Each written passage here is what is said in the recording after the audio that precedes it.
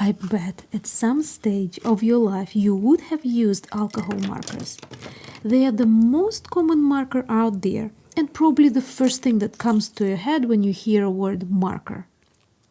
And today I will introduce you to 7 essential techniques you can try with your markers today, while giving you a review of Arrtx's new set of 90 alcohol markers. Hi, I'm Leila, a professional artist. Welcome to my art studio and this channel. Remember to subscribe and press the bell, but only if you love learning about painting, drawing, finding out about art materials, and lots of other creative things. Only then subscribe. This tutorial will be great for anyone wanting to practice with their alcohol markers or wanting to learn about this particular set.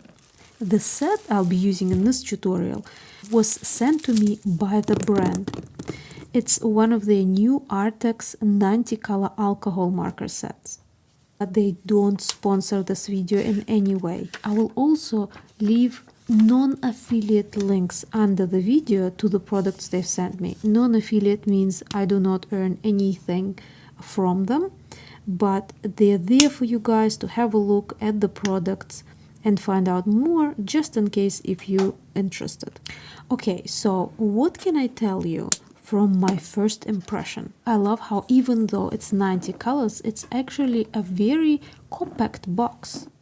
It has a handle, which means it's really easy to carry them, take them with you, whether you're going to school, university, or even if you maybe just going for an art sleepover or something like this and want to grab a box with you, it's very comfortable to carry around. The lid is magnetic, so it's quite easy to open, but at the same time, you know it will stay shut. 90 colors. I think it's quite a, it's probably more than enough for any kind of art. Each color, each marker has 2 tips, a brush tip and a chisel tip. The brush tip is very comfortable, just like the chisel tip. The chisel tip is very reminiscent of, your regular highlighter, but the brush tip is probably something that makes it just a little bit more arty and takes it to the next level. Something that I do find strange is the chaotic order of colors. I mean, they're all over the place, number-wise and color-wise. The swatch sheet that came with the package did not follow the order for what's inside, the way the markers are placed inside the box either. Names also, I think these probably like different packs that are joined together or something like this, because some of them are numbered by numbers and some of them sort of letters and numbers like GG9, BG9 and so on. So it's a little bit confusing. Not sure what happened there, but it did clean up quite easily. So just something that, as I said, this is my first impression, so I'm just sharing everything with you guys. It actually took me ages to swatch everything. I actually spent 2 days organizing all of this. I just felt that I couldn't use them the way they came in, the order they came in the box. I felt like before I actually start doing something with them, I would bring just a little bit more order to the chaos, really just reorganize everything. And yes, it took me a while to do that. And you can see, like, I even swatched them in the wrong boxes. It's just because it's just they're all over the place. To be honest, I don't understand what this is, whether this is how they come in or whether it's just the specific pack was a little bit, in chaos. You can see that I'm just organizing everything, and I need to make sure that there is some kind of a sense to where colors are. I like to group things.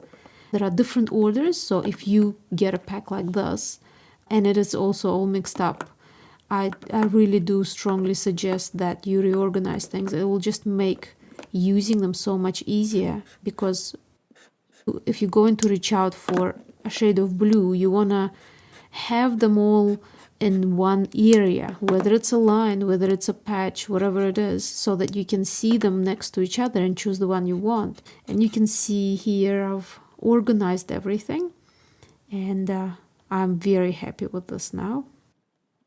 Any color that is numbered with the white numbers, I found them being very opaque and stronger, whereas colors that are marked with black numbers, these seem to be quite transparent, and you can see them here. So you can see all of these quite transparent, and then as we start to get into here, they become a little bit more opaque. But it's not 100%, because then you do get colors like that that's supposed to be quite transparent, but it's quite somewhere in the middle as well. So of course with these ones it's important to know what is what, because you need to layer them together. So if you layer a transparent color over a stronger color, you can create a really interesting effect. Let's have a look at the techniques that we can use with these things. Another thing that the brand has sent me, and I will leave the link for this under the video as well, just in case you like it, is a sketchbook. 60 sheets, I think it says, 180 GSM. Not thick enough for things like paint, but definitely thick enough for sketching. So obviously this is aimed at drawing. So here's the size. So I'd say it's about A4 size. It has an inner storage pocket, it says. I haven't opened it, so let's have a look. Yeah, it does say the mediums is drawing pencils, sketching pencils, colored pencils, and markers. It'll be good to try these on here.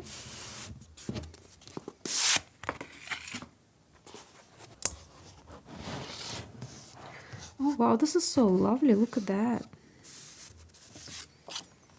So it says here, the exposed binding is a special design for easy laying flat during painting. This is not a damaging phenomenon. It's actually quite good, because I can imagine some people would see something like this and go, wow, this is what's wrong with this. No, but this is definitely a proper way of doing it, and it's actually quite comfortable.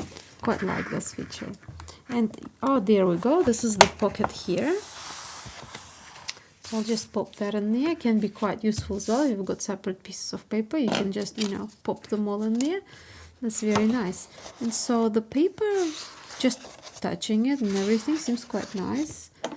Let's see how the pencil. So let's have a look. This is definitely a really lovely drawing paper. Let's try erasing.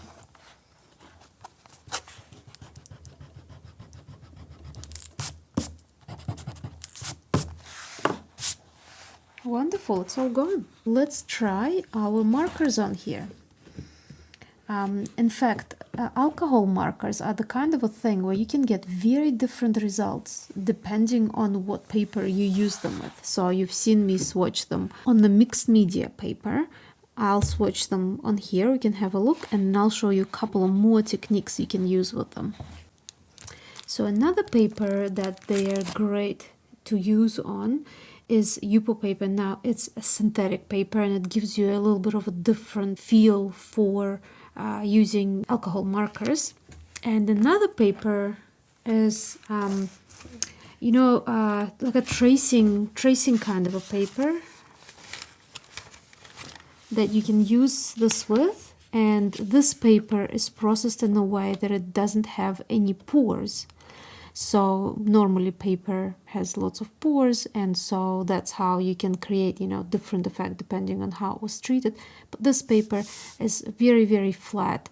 So again, we can get a different look using it on here. So I'm going to try this on all these different papers so you can see the effects and different techniques you can create with them.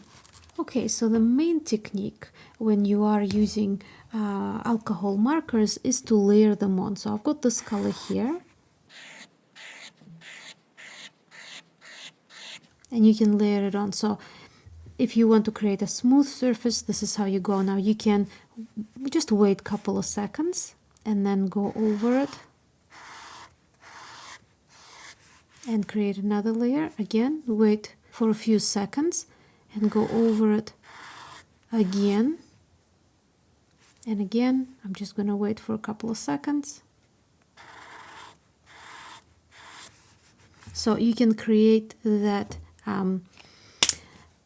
translucent layering and achieving your colors from light to dark by just layering it up. This is the most basic technique that you can use with them. Now I want to show you how the same technique works on the synthetic paper.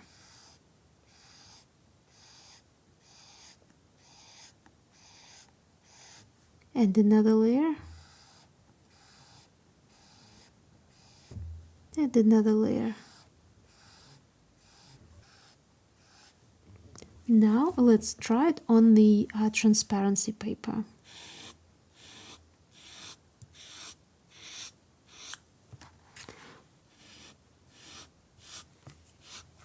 It's probably taking the longest to dry on the transparency paper, interestingly enough. But have a look at the different effect that you're getting. You're getting almost like a watercolor look here on this paper and on the drawing paper. And here we've got these reasonably strong lines and effects, you know, where you actually stop and start the stroke. And here again we have this really interesting, really soft look. The plus of using transparency paper is that you can always place something else underneath it. So see, I'm putting a white piece of paper there, and it, you know, this is the look that it gives you. Like here, this is the packaging that they've sent me, so this is green, so you can put that underneath, and that influences how things look. So this can be super fun to play with as well. Now, next technique that I'm going to show you is also a reasonably basic technique, and it's used, so it's sort of like an evolution of this. If you enjoy watching videos on this channel and you would like to find out more, you would like to ask me questions, or maybe you'd like to participate in games and win prizes and all sorts of other stuff, if that sounds like you, go over to my Patreon page. Not only will you be getting all that extra stuff, you will also be supporting this channel as well.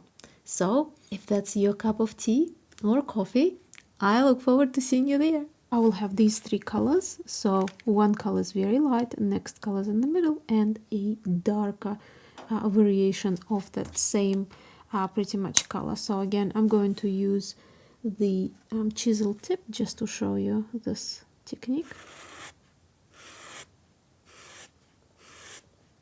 So I'm going to create a dark area by layering it up, just like I did here a few times. I'm going to do the same thing on the synthetic paper. Synthetic paper almost gives it that glow from within kind of a look. The colors are super vibrant. And the same thing here. This is where I need to wait the longest for it to dry. Next, I'm going for the color that is in between, in the middle. And I'm just carrying on that transition. I want to overlap this color with the previous color and make it the densest here. This paper is quite good for using it with these, I find, because I almost don't have to wait for anything to dry. So here we go, same thing here. I need to wait for this to dry, you see? I can't just go straight and like I did here. And then I'll go over this section here as well, doing the same thing. And you can see that on both of these papers, the marker is lifting off the previous layer just a little bit. Okay, now I'm going to go with the lightest color, and I'm just going to create a transition by layering this up. Look at that. See how lovely. It's almost like using paint. And here on this paper you can see how it removes the previous layer. As I said, this paper doesn't have pores. It's like a plastic sort of a sheet. And this paper is treated to not have pores. So here we go. So this is technique number 2. So here we have a technique number 1. Here we have a technique number 2.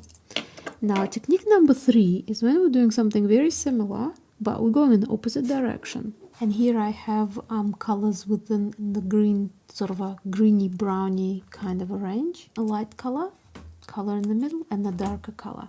And so here I've started with a deeper color, but now I'm going to start with the lighter shade. Now, why is it important to practice both of these techniques? Well, because sometimes when you are drawing or sketching something, you need to go from strong color to lighter color, and vice versa. So here I'm going from light to dark. So again, I'm going to show it to you on all these different papers. And now I'm going for the deeper color.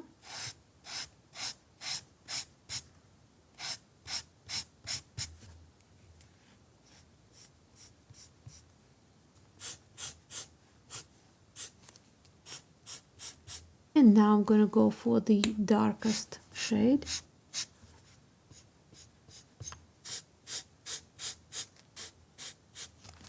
And here we go. I think this is probably the best demonstration of the difference of working on this paper, which is quite interesting for this technique specifically. It really comes through. You can see how much stronger the color change is visible here, and how much more blended this is. And I think it is to do with the plastic paper, synthetic paper, not absorbing anything and keeping these movable on the surface for quite a long period of time. Here on the transparency, again, you get a very, very soft, almost sort of like a watercolory kind of a look. Each paper provides you with a very interesting and different look. So this is a technique number 4.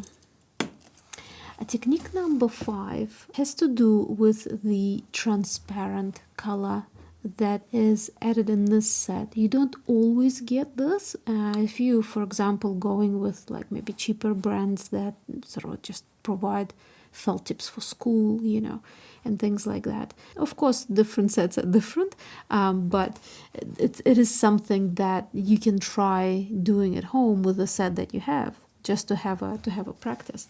So here we have a deep color, so I'll just put a little bit of it here, and here, so you can see what it looks like. It's like a deep gray. And what you can do with the transparent marker is that you can sort of go in and you can blend it out.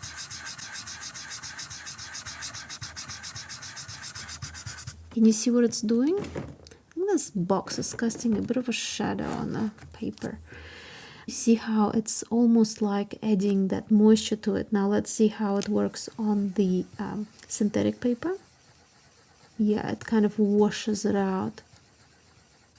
So you can create a beautiful look like this as well. You can always clean the tip as well, just by pressing it against the tissue. And let's see how it goes here. That's really interesting too. So this is a technique number 5. Now, a technique number 6. And this is where we're getting into a real sort of a fun territory, using the transparent marker, the blending marker. You know how these have the 2 sides? So they've got the chisel tip, that's what I've been using here, and then, which is probably the most perfect thing for blending, and the brush tip. Now the brush tip, I love using brush tips on you know, on felt tips. So here we go, because you can always do all sorts of patterns with them. You can create, you know, any kind of lines.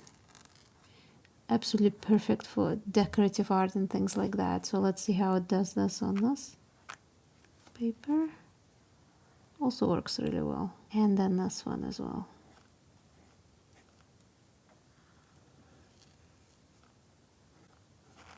It's kind of bleeding a little bit here. Okay, so the technique that I actually wanted to show you, this is more of a, you know, trying out the tip. What I wanted to show you here with this, another technique, is using this transparent tip to blend out the color as well. So what you do is you pull these against each other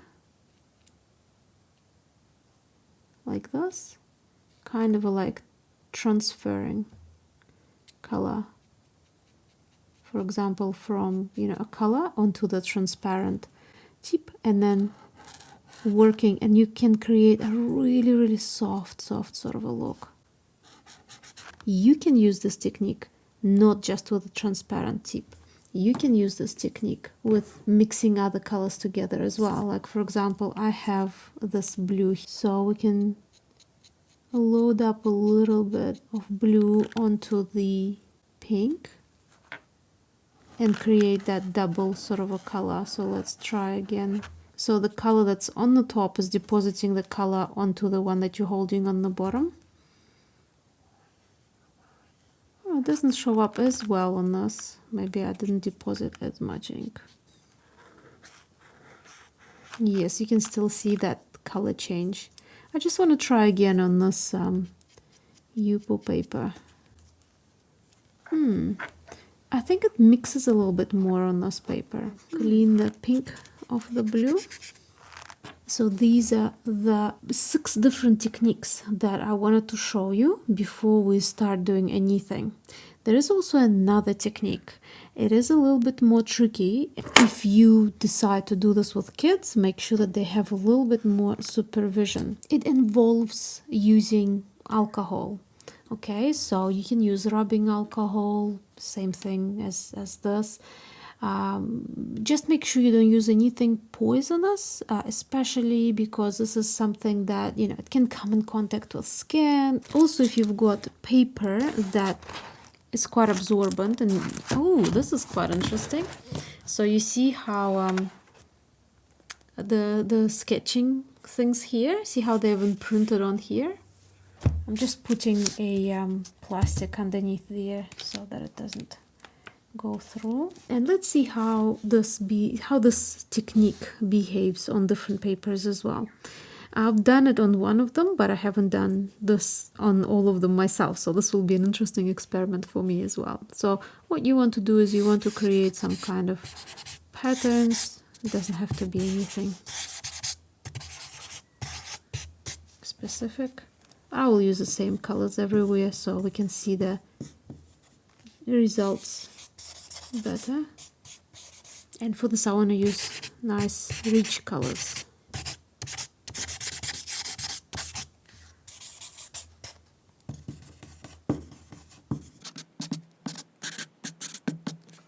And I'm just going to spray this onto the paper. Now this on this paper. And I'll just put it like that so it's more visible for you guys. Oh, here we go. So what you can do next is you can literally take a brush. So I've got this synthetic sort of a squidgy, and you can play around. You can't really move much around here because the paper is quite absorbent. So you get this fuzzy sort of a look, you get little sprays. Here, because remember everything is sitting on the surface, you can create all sorts of designs and patterns, and it's actually quite interesting. Just gonna pop that there, and then this one here. Wow, look at this. So here you kind of get the best of both worlds. This is the only paper I've tried this technique on previously. Yeah, so if you want to create the very sort of abstract, interesting things, I think this paper, or maybe this paper, would be your friend as well. I mean, look at all this. This is gorgeous too. So what this technique does is that it takes your alcohol markers to the level of alcohol. Definitely doesn't work with this paper, so I won't try it again here. Let's see how it handled it. Yeah, quite a bit of, staining coming through. Now with these papers, there's nothing coming through, but these are non-porous papers. This one and this one. I'll actually take this off. You can see the colors there, but nothing's coming through, so you can see no color deposited on the side as well. Again, just because these ones don't have pores, okay? And this one does. So this is the technique number 7.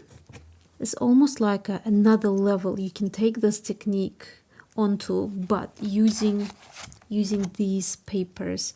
And that's when you combine this technique with a hair dryer, and I'll show it to you guys next. I will carry on working on these papers because it will help us to have more stuff going on here. Okay, now these are dry, by the way, already. I'm going to create another layer, and you can see you can draw on this, so you can always use this as a background and then add more things, but that's not what I'm trying to do here, so I'm just adding a lot of rich colors. This also works much better with intense colors versus the very soft ones, the ones like this and this that you want to use for blending.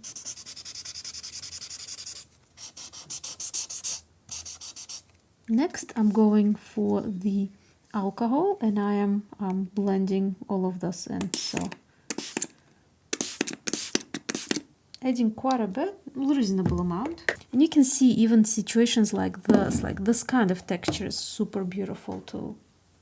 Almost like a universe, you know, these really cool techniques that you can achieve are brilliant with this style of working. My next thing is that I'm going to be using a hairdryer, so I will turn the sound off.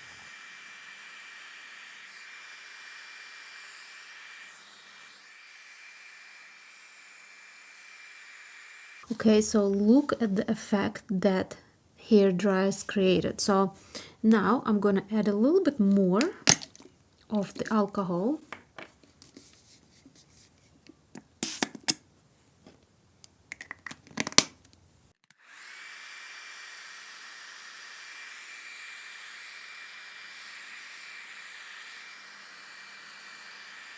Just be working on one at a time because I sort of realize that one keeps drying while I work on the other. I'm going to also add a little bit more alcohol.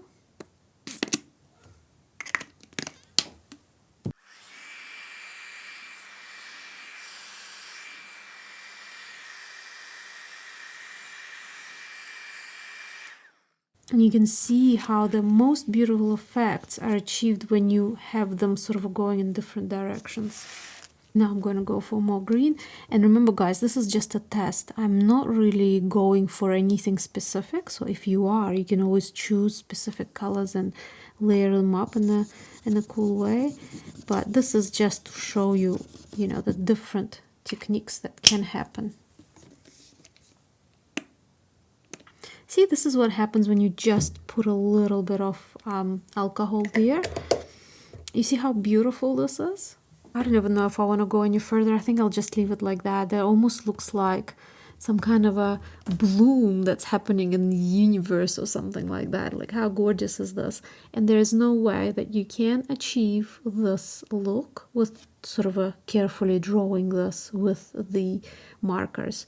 So you've got the really beautiful, almost like neon glow happening here. So this is when it was just slowly, you know, diluting into the alcohol. You've got the effect of it, almost like a glass on glass effect of transparency. Also, we can create these kind of lines, but for that you would need to use a hair dryer. And, you know, drips and things like that. And of course the spray itself is just super cool. Okay, so now let's try carrying on with this one here. So this is on the transparency paper, and I'm going to use other colors, and I'm going to try and do different kind of patterns. This is really just quite flowing and nothing specific. So here we go, and again you can see the formation of these little spots where the alcohol has sprayed.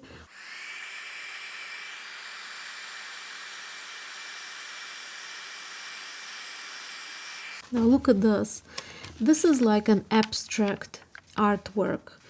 really. And remember, this is the cool thing about this, is that you can put it over anything, whether it's white paper, any other color paper, or even textured, or maybe even something with a pattern or anything like this. Like, let's have a look. See if I put it here as well, so that goes over like the pattern. You know, you can still see the pattern on the table through to, you know, coming through to this. See, there you go. We can even overlap these. Look how cool it looks. Okay, so here I'm going to show you how to create a greeting card. It can be a Christmas card, can be a birthday card, anything like this. Now, the thing that I want you to do first is to write something on it. You can write it with a calligraphy pen, with a pencil, with any kind of pen. You can use, you know, metallic pen or anything like this. And I'll make it a Christmas card, for example.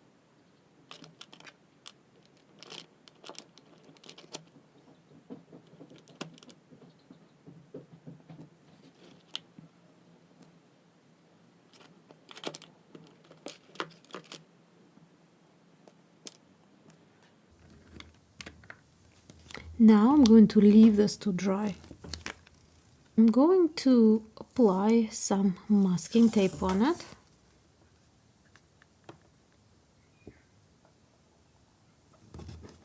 And press it quite firmly. And now I'm going to create a little bit of a background. So here we go. This is sort of a lighter blue.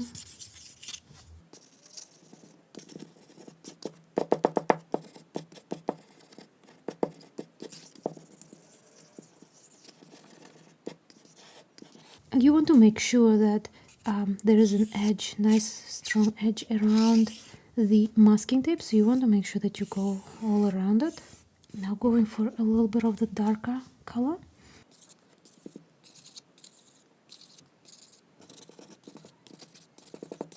Now the fun with alcohol starts. So I'm going to spray a reasonable amount. So this is not just creating a little bit of texture. This is going full on. Again, I'm going to use my hair dryer.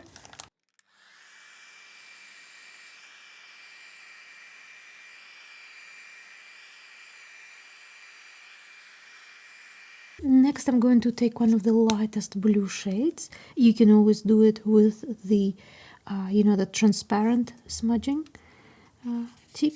But I'm just going to use this and to softly blend and connect some of them, like that. Some areas I'm going to leave, like these ones here, but some areas I just want to create a little bit of that other undertone in there. Okay, now I'm just going to wait for this to dry. And just create these Christmas trees. Now you see how easy it is? You just go like this. You can do the same thing with a different type of a tip. If you've got this kind of a tip, you can also do that. It doesn't really matter. Plus these ones will be at the back, so don't worry about them too much.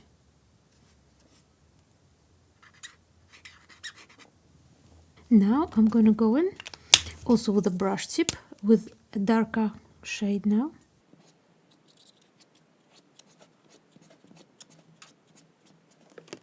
You can see how it's sitting on this paper.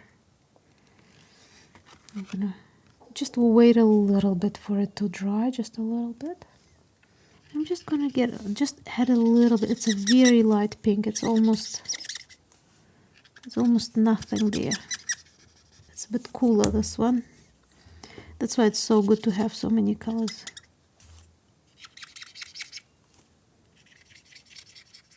And I'm going to use green. I want to use the brush, and I'm going to create a few more trees just here. Do a little wonky Christmas tree. You can give it a little bit more detail if you want. but you don't have to. If you sometimes acrylic markers can come with, you know, like a hard little tip as well, so you can get that, so that can be quite handy for doing little details. The tip on that is quite nice as well, so it is doable here as well. So now a little tree here, just a tiny little one.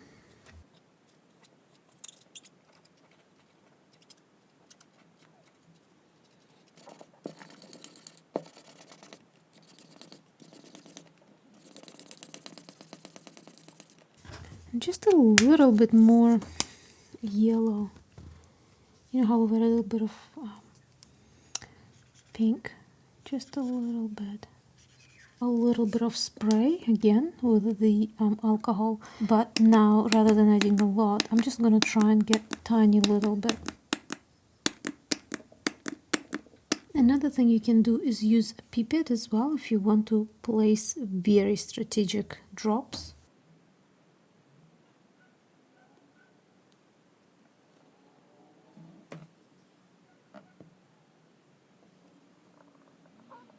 So I just want to add more, but I don't want to add too much. And these are big drops as well. And look how beautiful these little patterns that are formed. This is so cool. I wish they had metallic colors in there in the set. Oh, there's some kind of a hair or something. So now if you want to, you can go back in and you can add, you know, some of the detail if there's too much detail that was lost. Or if you would like to make things a little bit more pronounced. I quite like that, see that sort of effect where you can see the tree here, then there's a smudge, and then the tree sort of continues there. It's really cool. And you can't really, as I said, you can't create these things on purpose because they have the mind of their own, you know, the way they fall, the way they drip and sort of transcend. It's just so cool. And it's time to take the masking tape off.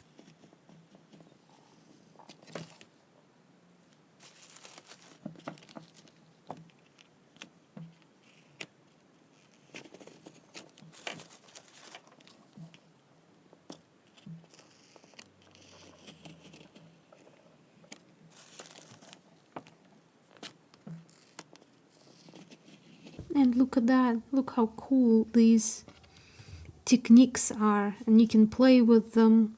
You can do all sorts of things. You can use them as an underpainting. Add this on top when you finished, you know, a little bit of the spray. And there's just so much beauty just in all of these little spots and things. So I'm just going to leave that to fully dry. And let me know if you like this technique and if you used it before yourself. Okay, you guys, so those of you who are watching this video for the review probably would like to know my opinion on these markers. Okay, so I have tested them out on 3 different papers. These are the papers most commonly used with markers. Actually 4 if you count the swatches with mixed media paper, but I didn't really like them on there. Great for swatches, but probably not for drawing. So when I worked on the paper that was actually sent to me by the brand, so this is a drawing paper, and they said it's great for pencil and pen drawings and markers as well. So I also completed a couple of artworks here. I found that the blending is really, really beautiful, especially from dark to light. It just works just gorgeous, absolutely gorgeous. I really, really love it. Also building the color up as well. You sort of get this very seamless sort of transition, and markers dry on this very, very quickly too. When I tried them on the synthetic paper, so these 2 things are on synthetic paper. So here are the little tests, the same as I did there. You can have a look. They are great, but a very different look, much glossier. The ink sits on the surface, and therefore when you use it with the technique number 7, where you use alcohol with the markers, it just works and it's probably the most vivid version of it. And here I did this little demonstration artwork for, you know, like a cute little card here on the tracing paper. So here you can see the pluses of it is that you can sort of put it and overlay it over other colors, and that can be an interesting thing. You can build up lots of different layers and stuff like this. This paper is also treated in a way that it has no pores, so everything stays on the surface, and even though it's quite thin, it didn't go through. You can see them on the other side, but nothing copied on the other side, unlike, for example, this paper, where to work with this I actually had to put a little bit of a plastic here so that this doesn't print onto the other side. But it's almost a little bit sort of a blurry, but it makes it so dreamy and so beautiful. So it's kind of a similar to this, but a little bit different in the way that you can't achieve very sharp lines. Even when I'm going with the tip and just drawing things through, they kind of bleed, they become really fuzzy and soft. It's quite interesting. But yeah, that's what you get with this, but also very beautiful. Almost like a universe, you know, if you want to create that look of like a Milky Way or some kind of a faraway galaxy or something like this, that can be such a cool thing to try. And you can see here I've tried this with something a little bit more representational, something a little bit more realistic. So I have here a landscape, a quick little sketch. It was actually really fun to do this. I really loved it.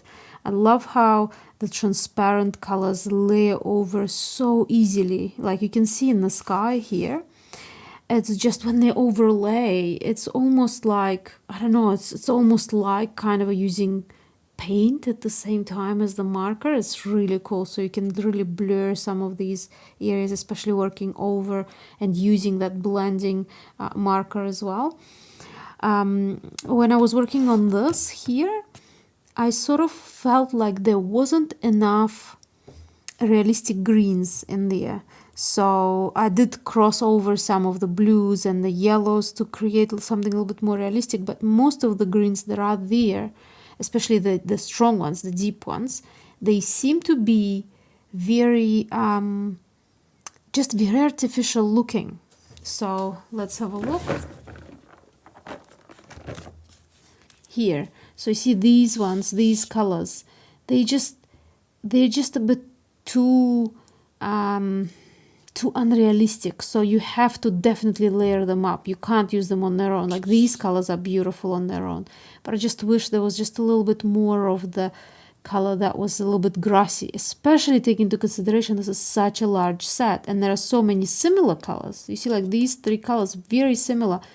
Like I could have easily taken one of those out and created something a little bit more realistic in terms of green. But you can always layer them up with the grays, with the reds and yellows and stuff like this to create that effect, almost like you would with, say, glazing, watercolor glazing, for example. What else can I tell you? I quite like the packaging. I quite like having them all upright. It just makes it very convenient. And there's 90 of them. So, you know, but from what I have seen, it's quite a common packaging to have them upright like this for markers. So I also really like the way, you know, the actual packaging is done with the handle and everything. Those kind of things are definitely a big plus for me. Very easy to store, even to take with you. And I absolutely love just the amount of transparent colors. You know, just absolutely gorgeous. All of these super light grays and pinks and creams, and probably I haven't done one, but probably would be great as well for people who love working on portraiture and things like that. So yeah, you can definitely create very vivid compositions, but you can always go into very soft, very blended ways as well. So I hope you guys have enjoyed this tutorial. Let me know in the comments what you think. I will leave the non-affiliate links under the video, so if you're interested in this book or the Arrtx brand to have a look, go over there, have a look. But anyways, I look forward to seeing you guys in the next video, and I want to thank my wonderful patrons for helping me carry this channel on and continue to make more and more videos for you guys. Thank you so very much, my lovely patrons, from me and from all the viewers here on YouTube, because they're also benefiting from all of your support. So thank you very much. If you want to check it out, please go over to my Patreon. I've got all the links under the video. You'll find everything you want there. I'll link some extra videos there that I think you might like, so check those out as well. But either way, I look forward to seeing you again soon in the next video. And as always, thank you so much for hanging out with me, testing out these cool alcohol markers, and have a lovely day. Bye bye.